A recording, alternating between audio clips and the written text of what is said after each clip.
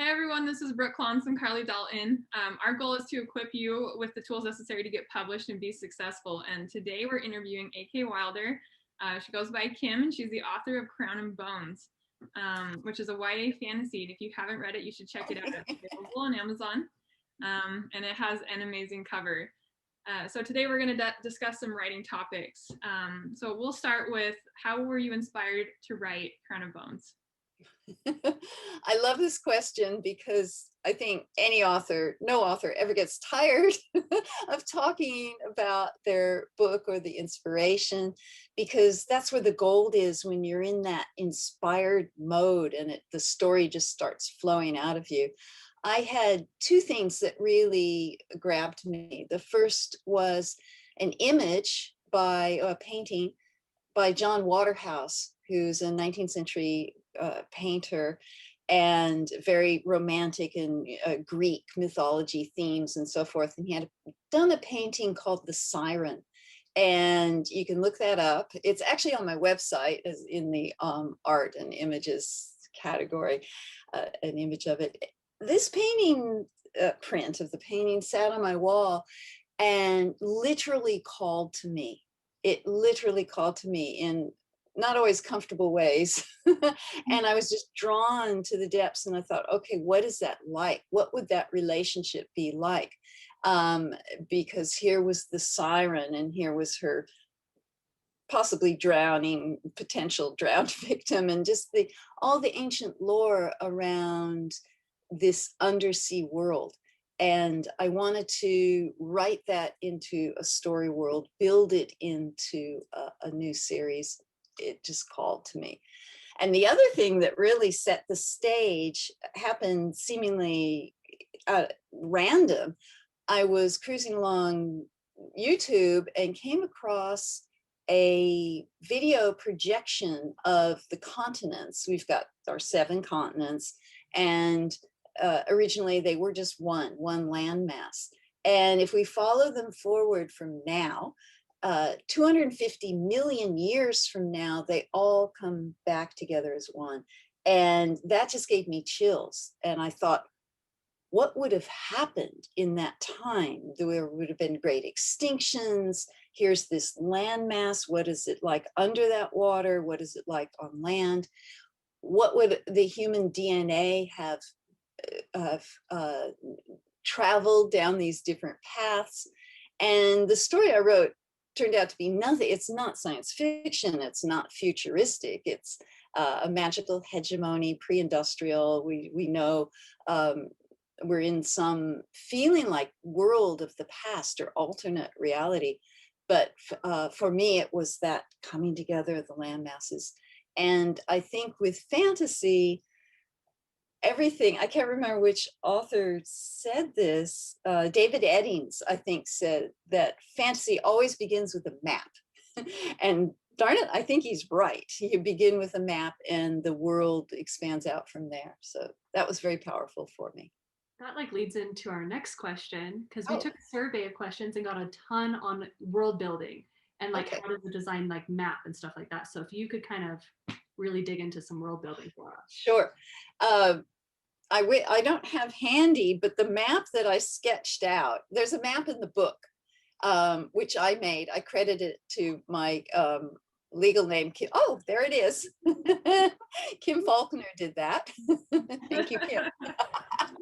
But the original map didn't, it was just scribble. It started out with the town of Basine and then slowly expanded out. And the thing about world building is a lot of the land itself and the sea informs your characters, your cultures, your the quest, what they're going to run into, because is it cold here? Is there mountains? What is the ancient history? What sunk beneath the sea? If you start to explore what the land is and just get your feeling into, is that a forest? Is there what lurks in there? Your story comes to life, because to begin with, you have to give them a world. I think it all starts with the world that you devise for them. Mm-hmm. Is there anything that you use to create the cultural feel of your world? This is a really, really good question, because the things that I used, I found out later with the publisher, came with constraints. Right now in publishing, there's acute awareness of cultural appropriation. And when you're writing fantasy, it can be challenging to have people of diversity, people from different cultures, without pulling on something that sensitivity readers are going to tell you, no, that's appropriation. You can't say that. You can't put that in there. So certain foods, certain dances, certain dress, certain nuances, I couldn't use because of this very current and acute awareness of cultural appropriation. So it was challenging to get a feeling of the diversity of characters and the cultures they came from. But in my mind, it all began with my experiences of different cultures in the world. That's where I drew from, and particularly Greek and Roman mythologies and relationships to the gods. None of that's in the story, but it informed how I built these different belief systems, and again, the land and the constraints of the land, like way far north in Avanire, it never, the sun, there are months that the sun doesn't even shine, and that creates a certain worship of the sun, a certain connection to when you do have light. So I kind of forgot what the question is, but in terms of culture, it's a double-edged sword, because of course we only pull from what we know and what we experience. And I think it is very important to immerse ourselves in different cultures. And then in fantasy in particular, we must create our own belief systems, our own rituals. And those are all very important in story and world building. Is what are the rituals, what are important to this realm, to that realm, that sort of thing. So when you say sensitivity readers, does your publisher have a sensitivity reader? Oh, many. Many? Every public, somebody that kind of fits your book that maybe I don't know, because they might make a comment on the final edits. Sensitivity reader said, take that, what was it? It was a fish and noodle dish. I had to take it out of Aku, what they were serving. When our crew gets, it's not a spoiler, but they are in the situation where they're training and learning, and it's a learning temple. And the temple has a different dish every day that represents each culture, because it's kind of the Switzerland of the world, where everything's neutral and everything's honored in terms of the different realms, which are left to themselves, are often bickering and warring. But here on Aku, everything is respected. And I wanted to use certain foods in this way to tell more about the realm. And I couldn't mimic foods from like there wasn't, Mexican night and, enchilada night or anything like that. So yeah, you just get this note called sensitivity readers out.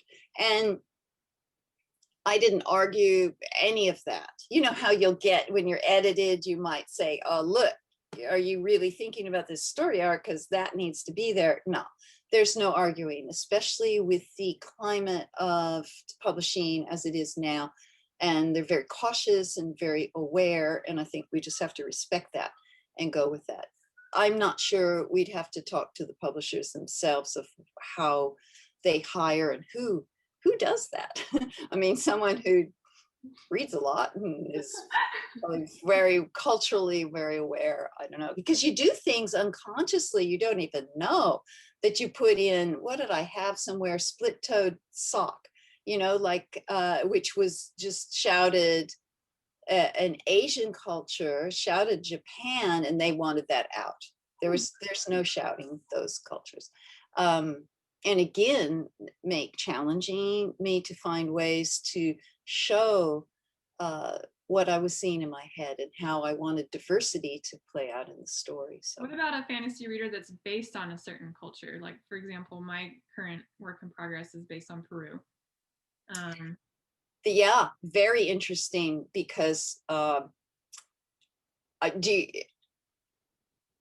are things like, let's look at, well, you're an example, Patricia Briggs, who writes these amazing Mercy Thompson, what's her, the mechanic who's the coyote shapeshifter. You guys, okay. It's paranormal.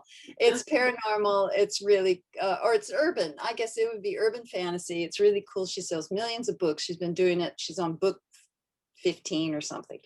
And it's awesome. She's an excellent writer. She's not a person of color. She doesn't, as far as I know, have any American, Native American background.